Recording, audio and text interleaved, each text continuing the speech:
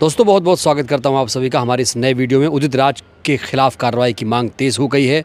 उदित राज की गिरफ्तारी की मांग हो रही है। सबसे बड़ी बात यह है कि आकाश आनंद ने अपने जो उनका व्हाट्सएप चैनल है उस पर ख़ास तौर से लिखा कि 10 बजे से अरेस्ट उदित राज का हैशटैग ट्रेंड चलाना है और इस समय सोशल मीडिया पर नंबर 1 ट्रेंड कर रहा है। ये जो बयान आया है, इस बयान को लेकर आप लोग क्या करेंगे आगे? किस तरीके से सज़ा मिलेगी, कैसे गिरफ्तारी होगी? देखिए, बहन जी ने अपने ट्वीट के माध्यम से स्पष्ट कर दिया है कि ये जो बयान है ये कांग्रेस की सोच है।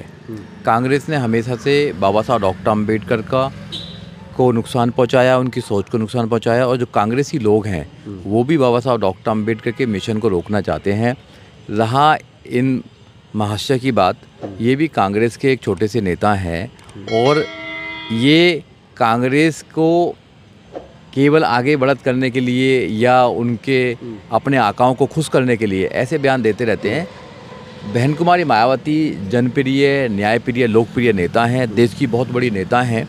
उनके खिलाफ अगर ऐसी ये योजना बना रहे हैं, रणनीति बना रहे हैं कि उनका गला घोट देना चाहिए, तो निंदनीय है और इसका खंडन होना चाहिए और ऐसे लोगों को पार्टी से बाहर निकालना चाहिए। क्या चाहते हैं अभी आप? वो कह रहे हैं कि हमारे बयान को तोड़ मरोड़ के पेश किया गया। कोई तोड़ मरोड़ का नहीं है, उनकी मंशा सामने आ गई है, कांग्रेस की मंशा सामने आ गई है। कांग्रेस के जो राहुल गांधी हैं उनको कृष्ण बता रहे हैं और राहुल गांधी नहीं चाहते कि बहुजनों के जो नेता हैं, बहुजन समाज पार्टी है, वो आगे बढ़े, क्योंकि उनको पता है कि जब माननीय काशीराम साहब ने पार्टी बनाई थी 14 अप्रैल 1984 को बहुजन समाज पार्टी, उससे पहले जितने भी दलित थे वो सब कांग्रेस को वोट दिया करते थे। मगर धन्य है माननीय काशीराम साहब और आदरणीय बहन कुमारी मायावती जी का कि उन्होंने बहुजन समाज पार्टी दी और बहुजन के लोगों को, बहुजन समाज को एक राजनीतिक सोच दी। कुछ राजनीतिक सोच से ये डरते हैं, बाबा साहब डॉक्टर अम्बेडकर की सोच से डरते हैं, माननीय काशीराम साहब उन्होंने कहा है कि इस बयान को, उन्होंने कहा है संघर्ष से डरते हैं। उन्होंने कहा है इस बयान को कांग्रेस से ना जोड़ा जाए। क्यों ना जोड़ा जाए? क्यों ना जोड़ा जाए भाई? कांग्रेस के जितने भी नेता हैं या कांग्रेस की जो सोच है वो हमेशा से anti Dalit, anti women, anti reservation, anti Ambedkarite रही है। बाबा साहब के जीते जी कांग्रेस ने जितना बाबा साहब डॉक्टर अम्बेडकर को परेशान किया, किसी ने परेशान नहीं किया। और आज ये कांग्रेसी लोग बाबा साहब डॉक्टर अम्बेडकर के मिशन को, माननीय काशीराम साहब के मिशन को, बहन जी के मिशन को रोकना चाहते हैं, बहन जी के संघर्ष को रोकना चाहते हैं। बहन जी ऐसे छुटवैये नेताओं से डरने वाली नहीं है। लाखों करोड़ों लोग बहन जी को प्यार करते हैं, बहन जी को अपना आदर्श नेता मानते हैं। लाखों करोड़ों नौजवान बहन जी के बताए हुए आदेशों पर देश में काम कर रहे हैं, सामाजिक क्रांति, आर्थिक मुक्ति का आंदोलन कर रहे हैं। और ये लोग तो ना तो सामाजिक परिवर्तन के योद्धा हैं, ना आर्थिक मुक्ति करना चाहते हैं। केवल अपनी आर्थिक मुक्ति हो जाए, अपने बच्चों की आर्थिक मुक्ति हो जाए, उसमें इनका भला हो जाएगा। बड़ा बयान दिया उदित राज ने, कहा कि जो बसपा है उसका भाजपाईकरण हो गया। इसे कैसे देख रहे हैं? देखिए, जो खुद भाजपा में रह के आए हों, 2014 के अंदर इन्होंने अपनी पार्टी इंडियन जस्टिस पार्टी का विलय भाजपा के अंदर कर दिया था। आरएसएस के कदमों में जाकर, उनकी गोद में जाकर बैठ गए थे, उनके कदमों में जाकर बैठ गए थे कि भैया हमें तो एक टिकट दे दीजिए। 2014 में ये दिल्ली से चुनाव लड़े और वहाँ से जीते। 2019 तक ये भाजपा और आरएसएस के ये एक प्रकार से प्यादे रहे और जब 2019 में टिकट नहीं दिया, इनको निकाल दिया बाहर, तो फिर इन्होंने अपने आंसू बहाए और फिर ये दूसरे जो भाजपा का एक और दूसरा जो है बी टीम है कांग्रेस, उसमें जाकर चले गए। फिर 2024 में ये फिर दोबारा चुनाव लड़े। 2024 में कांग्रेस और आम आदमी पार्टी के जो गठबंधन था उसे चुनाव लड़े दिल्ली में, और दिल्ली की जनता ने इनको हराने का काम किया। नहीं, ऐसा पहली बार नहीं है। आप वरिष्ठ नेता, युवा नेता हैं, बार बार ये बसपा पर टैग क्यों लगा रहे हैं विरोधी की बसपा बी टीम है, बीजेपी की बी टीम है? देखिए, ऐसा है, किसी के कहने से कुछ होने वाला नहीं है। बहुजन समाज पार्टी इस देश में बहुजनों के अधिकारों को, बाबा साहब डॉक्टर अम्बेडकर की सोच को और बहन जी के संघर्ष को देश के अंदर ले जाना चाहती है। बहन जी जब भी सत्ता में रही है, बहन जी ने बहुजनों के साथ साथ में सर्वजनों के लिए काम किया है। बहन जी ने जो काम किया है वो आज तक किसी ने काम नहीं किया है।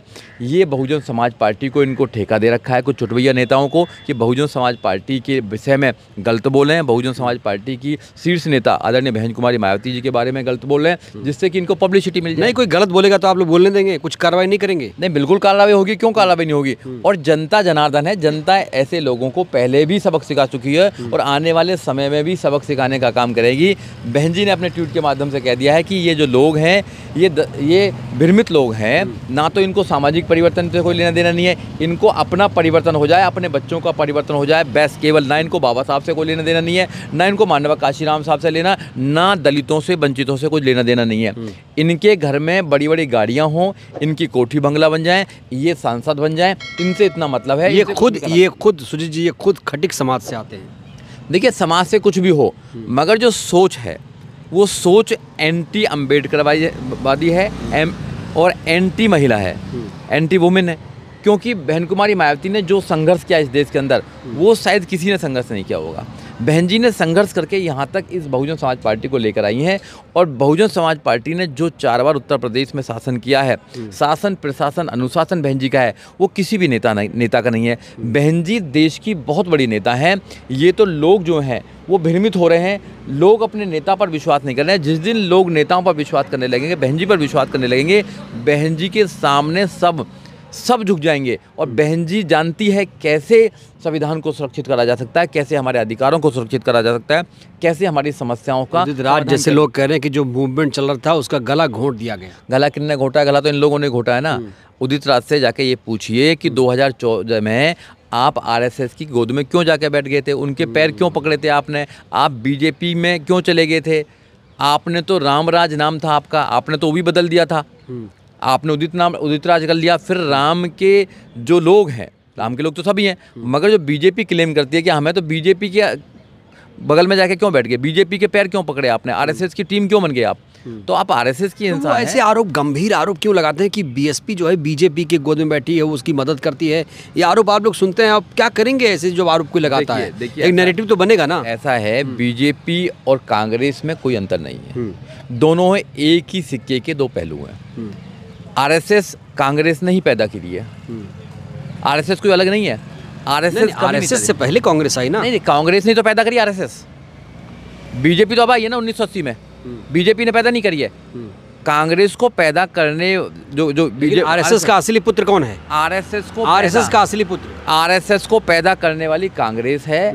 ये देश को शायद पता नहीं है। आरएसएस का असली पुत्र बताइए। पुत्र कांग्रेस भी है और बीजेपी भी है, और उसका छोटा पुत्र अभी केजरीवाल भी हो गया है। कांग्रेस जो आरएसएस है सब पे हाथ रखती है। ये चाहते हैं कि इस देश में जो मायावती जी पे हाथ नहीं है, जो संविधान है, मायावती जी पे हाथ है। अभी बताता हूँ ना। बहन जी पर हाथ है बाबा साहब डॉक्टर अम्बेडकर का, बहन जी पर हाथ है मानवा काशीराम साहब का, महापुरुषों का। बहन जी किसी के बाप से भी नहीं डरती हैं, और ना बहन जी के जो जितने भी सेनापति लोग हैं वो किसी से नहीं डरते हैं। हम सामाजिक परिवर्तन, आर्थिक मुक्ति का आंदोलन चला रहे हैं। इस देश में मान सम्मान की लड़ाई लड़ रहे हैं। आंदोलन कमजोर हुआ कि नहीं? सेल्फ मूवमेंट आंदोलन कमजोर हुआ कि नहीं? है। देखिए, आंदोलन कभी कमजोर नहीं होता है, लोगों को भ्रमित कर दिया जाता है। हम रात दिन लोगों को समझाने का काम कर रहे हैं कि आप अपने नेता, अपनी पार्टी, अपनी विचारधारा पर कायम रहिए।